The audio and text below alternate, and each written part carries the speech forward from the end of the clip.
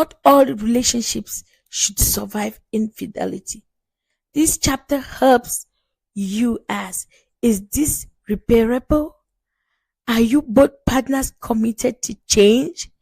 Is love enough, or are you just afraid of starting over? Is love enough for you?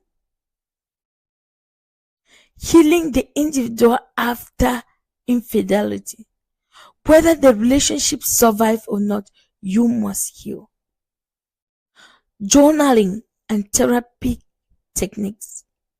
Trauma recovery tools. Reclaiming confidence, boundaries, and voice. Infidelity broke the trust, but it doesn't have to break you. Infidelity hurts, but it doesn't have to define you.